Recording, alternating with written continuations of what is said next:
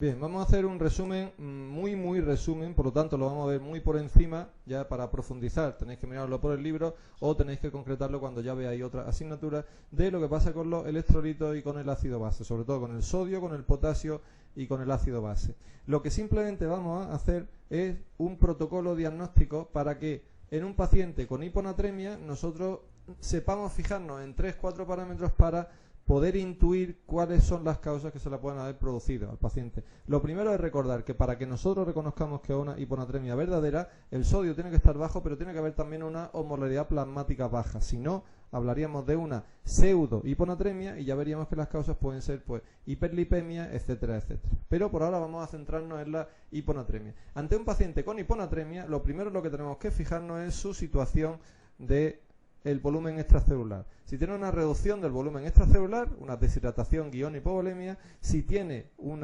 aumento del volumen extracelular, hipervolemia guión edema, o si tiene normovolemia. Bien, este esquema vamos a tenerlo siempre que hablemos del sodio. En la situación de hipovolemia significa que el paciente tiene poco sodio y tiene poco volumen porque seguramente esté perdiendo. Hay dos sitios del cuerpo por los que se puede perder líquido, fundamentalmente, que son el riñón o el tubo digestivo. Para diferenciar uno de otro, lo que haríamos sería ver la cifra de sodio en orina. Si el sodio en orina está alto, más de 20, pensaríamos en unas pérdidas renales, y si el sodio en orina está bajo, pensaríamos que se está perdiendo por otra parte. Si fueran pérdidas renales, ya tenemos que simplemente concluir que se trata de un proceso que está haciendo que se pierda mucho sodio y mucho líquido también por el riñón. Y ahí tenemos como causas fundamentales, por supuesto, los diuréticos, pero también el déficit mineral corticoide o una diuresis osmótica, como la que se produce, por ejemplo, en la diabetes mellitus, en la acidosis diabética, etcétera, etcétera. Si se trata de pérdidas extrarrenales, estamos perdiéndolo por el tubo digestivo. ¿Cómo sabemos si el paciente tiene diarrea o si tiene vómitos? Pues preguntándoselo, obviamente. Pero si el paciente resulta que no nos lo cuenta, porque se trata a lo mejor de una persona con un trastorno de la conducta alimentaria o una persona que nos viene en coma, pues en ese caso, para hacer ese diagnóstico diferencial, si nos lo preguntaran, nos podemos fijar en el pH. Normalmente con las diarreas se pierde bicarbonato y hay una acidosis, y con los vómitos se pierde más ácido clorhídrico y hay una alcalosis. El tratamiento en cualquier caso de la hiponatremia va a ser con reposición.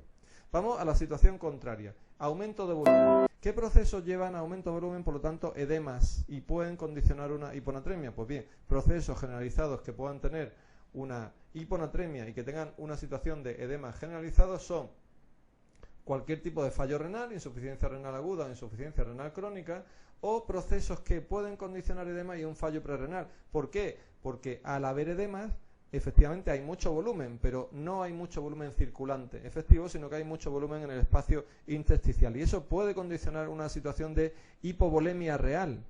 Estas situaciones son, como ya sabemos todos, la insuficiencia cardíaca, la cirrosis hepática y el síndrome nefrótico. El síndrome nefrótico, en este caso, porque lleva una hipoproteinemia y eso hace que pueda haber una extravasación de volumen. Pues bien, estas tres situaciones que condicionan un fallo prerrenal, como en cualquier fallo prerrenal, tendrán un sodio en orina bajo, porque si el riñón nota que hay poco riego, lo que hace es estimular la retención de sodio mediante la producción de renina, angiotensina y aldosterona, mientras que en la insuficiencia renal el sodio en orina estará alto. Ese va a ser nuestro diagnóstico diferencial y así vamos a saber más o menos qué tipo de cuadro me ha producido esa hiponatremia con edema. Recordamos que en las situaciones de edemas puede haber hiponatremia a la que contribuyen, entre otras circunstancias, entre otras situaciones, la producción secundaria de ADH. Bien, y por último, siempre que tengamos un trastorno del sodio, en donde la situación sea de normovolemia o casi normovolemia, aquí hay un volumen extracelular mínimamente aumentado, vamos a pensar que se trata de patología de la ADH, síndrome de secreción inadecuada de ADH, que se trata con restricción acuosa, salvo que haya clínica neurológica, que ya veremos que tendremos que poner una solución salina. En el diagnóstico diferencial de la hipernatremia tenemos el mismo proceso, el mismo razonamiento. Si tenemos un sodio alto, lo que tenemos que pensar es que puede haber una situación de hipovolemia, puede haber una situación de hipervolemia, puede haber una situación de normovolemia. La regla principal para comprender los trastornos de hipernatremia es saber que una persona no desarrolla hipernatremia si bebe agua. Si no bebe agua, sí que desarrolla hipernatremia clínicamente manifiesta. Entonces, ¿qué tiene que pasar para que eso suceda? Pues que sea alguien que no tenga acceso al agua, que sea alguien que esté en coma o que sea, por ejemplo, un lactante que no puede efectivamente reponer tanto como necesidades tiene, porque él solamente llora o solamente sabe que está malo, pero sin embargo no puede dar lugar o no puede tener la ingesta de agua suficiente porque no es capaz de ser autónomo para ello, digamos, ¿no? Entonces, estas situaciones que vamos a comentar ahora son situaciones que en circunstancias normales a lo mejor no tienen por qué producir hipernatremia, pero una diuresis osmótica puede producir hipernatremia, que la vimos antes como causa de la hiponatremia, si el paciente está en coma. Por esto es típico, por ejemplo, del coma hiperosmolar diabético. El paciente está en coma. O la diarrea puede producir hipernatremia en lactante, en donde la reposición no sea suficiente. El mismo proceso tenemos para diferenciar cuando tienen hipovolemia si son pérdidas renales o extrarrenales, midiendo el sodio en orina. Las situaciones de hipervolemia con hipernatremia, prácticamente solo hay una importante desde el punto de vista clínico, que es el hipermineralcorticismo. En él no hay edemas, por lo que sabemos todos del fenómeno de escape renal. Las personas retienen sodio y volumen suficiente como para producir hipertensión, volumen dependiente, pero sin embargo no es tanta como para producir edemas, porque el sistema de respuesta de los túbulos renales tiene, digamos, un techo. Eso se llama escape renal. O sea que si nosotros vemos un paciente que nos cuenta con hipertensión y con hipernatremia, nuestra primera sospecha diagnóstica va a ir hacia los hipermineralcorticismos. Y por último, como hemos dicho ya antes, alteración del sodio con el volumen extracelular normal me hace pensar en patología de la ADH y por lo tanto en una diabetes insípida. En cuanto a los trastornos del potasio, el potasio, lo primero que tenemos que pensar es que en las alteraciones de la potasemia o de la kaliemia, como queramos llamarla, tenemos que descartar inicialmente que no haya un paso transcelular, recordando que el potasio tiene una concentración en el líquido intracelular muy superior a la del líquido extracelular. Por lo tanto, pequeñas variaciones del paso transcelular del potasio pueden dar lugar a hipo o a hiperpotasemia respectivamente. Excluyendo eso, vamos a suponernos que tenemos un paciente con hipopotasemia. En una situación de hipopotasemia, nuestro proceso de razonamiento tiene que ser exactamente igual que el que hemos dicho antes. Si alguien tiene una hipopotasemia, debe ser que está perdiendo potasio por alguna parte. Y eso puede ser o por orina, en donde habrá una caliuresis, una potasuria, si le queremos llamar así, alta, o por otro sitio en donde la potasuria estará baja. Según esto, si el potasio se está perdiendo por otro sitio, lo más normal es que estemos ante una situación de trastorno del tubo digestivo. Acidosis metabólica en las diarreas, alcalosis metabólica en los vómitos, por ahora. Ahora veremos alguna excepción que tiene esto. Si las pérdidas se están produciendo por orina, lo normal es que la célula del túbulo renal esté eliminando mucho potasio, o sea, esté trabajando más de lo normal.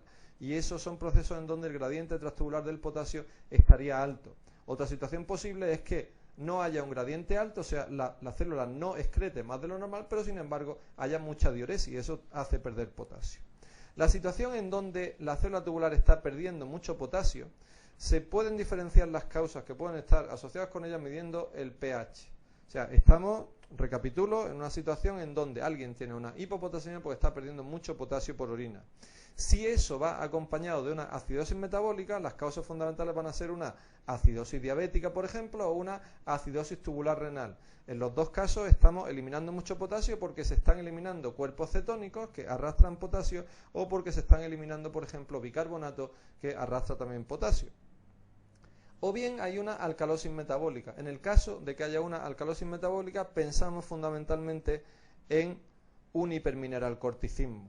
El hipermineralcorticismo o el síndrome del líder o del supermercado, como yo le llamo, que puede producir más o menos lo mismo con hipertensión arterial. Hay casos que pueden parecerse al hiperaldosteronismo, pero que sin embargo no llevan hipertensión arterial, como puede ser el síndrome de Bartter, por ejemplo, o la toma de diuréticos.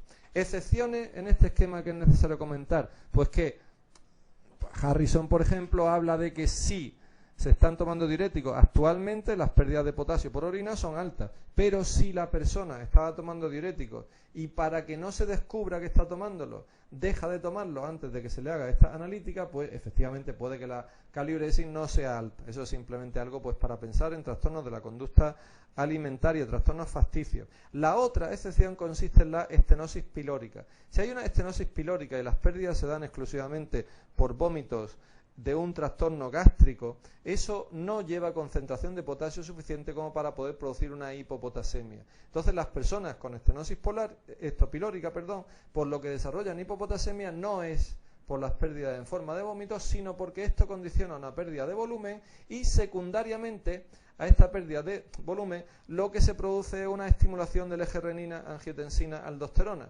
Y esa estimulación del eje renina, angiotensina, aldosterona provoca unas pérdidas de potasio excesivas por orina. Por eso está en esta rama de la derecha del diagnóstico diferencial. Y por último, resumiendo mucho, la hiperpotasemia tiene como causa fundamental un fallo renal o ligúrico, o también puede producirse en situación de un paso transcelular, incluso por fármacos, sobre todo la asociación de IECA con espironolactona. Si excluimos de entrada estas causas, que son las fundamentales, las que primero tenemos que pensar, ya nos queda muy pocas otras posibilidades para el diagnóstico diferencial. Puede ser que el túbulo renal no elimine potasio porque no funcionen los mecanismos de eliminación renal del potasio, o simplemente porque haya poca diuresis, como vemos aquí con un TTKG alto, una depleción de volemia, una dieta baja en proteínas, porque hay poca urea que arrastre y que haga diuresis osmótica. En la situación en la que la célula tubular es la que no funciona para producir eliminación del potasio, lo fundamental es que pensemos en un déficit mineral corticoideo.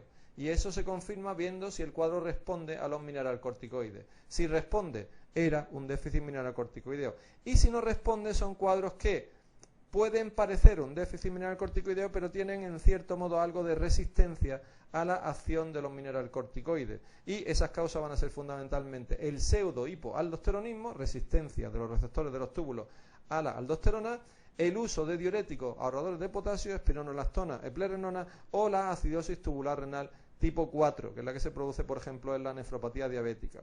El resto son causas farmacológicas y este síndrome de Gordon es el shunt del cloro, en el que se produce una reabsorción excesiva de cloro y también se produce una reabsorción excesiva junto con el de potasio y de sodio, condicionando también una posible hipertensión volumen dependiente. Bien, trastorno del ácido base. En los trastornos del ácido base lo que tenemos que saber hacer primero es un diagnóstico diferencial de ante qué tipo de cuadro nos estamos enfrentando, digamos. Lo primero, fijarnos, por supuesto, en el pH. Si el pH está bajo, estamos ante una acidosis. Las acidosis pueden ser de causa metabólica. Ya sabemos todos que el riñón, para eliminar ácidos, lo que hace es por cada protón eliminado retiene un bicarbonato. Entonces, si nosotros tenemos un trastorno del riñón que no puede eliminar ácido, no retiene suficiente bicarbonato y por lo tanto tendremos una acidosis con bicarbonato bajo. La otra circunstancia es que cuando hay una sobrecarga de ácido en plasma, estos ácidos son dadores de protones y esos protones son aceptados, son tamponados por el bicarbonato, por lo tanto el bicarbonato baja. La otra causa de acidosis consiste en una acidosis respiratoria, una hipoventilación en donde retengo CO2, el CO2 reacciona con agua y da ácido carbónico, o sea, por lo tanto también motiva una acidosis. Cualquiera de estos dos procesos, si se produce una alteración en ellos y hay, por ejemplo, una acidosis metabólica, el pulmón, la ventilación, intentará compensar hiperventilando y viceversa. Si se produce una acidosis respiratoria, el riñón intentará compensar reteniendo bicarbonato. Lo que pasa es que esta última compensación es más lenta y puede dar lugar a una diferenciación según sea un cuadro agudo o según ese cuadro lleve más de 2-3 días.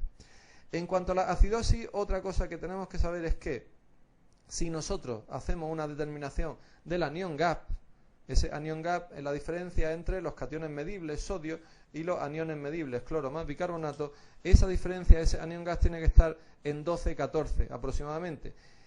Y eso significa que cuando yo tengo poco bicarbonato, la compensación que se produce a ello es que el otro anión que puedo retener en el riñón es el cloro, por lo tanto, tanto me baja el bicarbonato como me sube el cloro. Si no sucede esto, y esto no se compensa, sino que yo tengo un bicarbonato bajo y el cloro no sube, significa que hay otro anión presente en sangre que es el que está motivando esa acidosis precisamente. Y eso sería una situación con anión gap elevado. Por lo tanto, si hay una acidosis con anión gap elevado, yo sé que hay una cetoacidosis prácticamente seguro. Las otras posibilidades son acidosis láctica, algunos fármacos como los salicilatos, etilenglicol, bueno, intoxicación en este caso, etcétera. Pero si hay una acidosis metabólica con anión gap normal, que significa que baja el bicarbonato, y sube el cloro, pues son las situaciones normales de acidosis tubular renal, hipoaldosteronismo, tratamiento con diuréticos, ahorradores de potasio, diarrea, etcétera, etcétera. Mientras que, por último, las acidosis respiratorias, pues lo que llevan fundamentalmente un aumento de la presión de CO2. Por lo tanto, cuando hay una acidosis, me fijaré en las cifras de bicarbonato y en la presión de CO2 a ver cuál de los dos explica esa acidosis. Puede explicarse o bien por un bicarbonato bajo, acidosis metabólica, o bien por una PCO2 alta, acidosis respiratoria. En la alcalosis, por último, que son mucho más sencillas, afortunadamente, tendremos que hay un pH alto y ese pH alto puede deberse a un cuadro respiratorio por hiperventilación, tipo, por ejemplo, de personas que viven en grandes alturas, o de síndromes de hiperventilación, como por ejemplo los que acompañan a la crisis de pánico, y existen causas metabólicas, en donde lo que habrá será un bicarbonato alto, causas que pensaremos fundamentalmente en diuréticos, en hiperaldosteronismo y en cuadros de vómitos, por ejemplo, o en el adenoma velloso, uno de los pocos cuadros de diarrea que pueden producirlo porque provoca muchas pérdidas de cloro. Por lo tanto, ante una alcalosis, cuya clínica, una clínica bastante llamativa puede ser la tetania, porque el calcio se une con las proteínas y hay poco calcio iónico, ante una alcalosis nos preguntaremos por qué se ha producido esa alcalosis y nos fijaremos en el bicarbonato y en la presión de CO2. ¿Explica una alcalosis, un bicarbonato alto o una PCO2 baja? Bicarbonato alto metabólica, PCO2 baja respiratoria.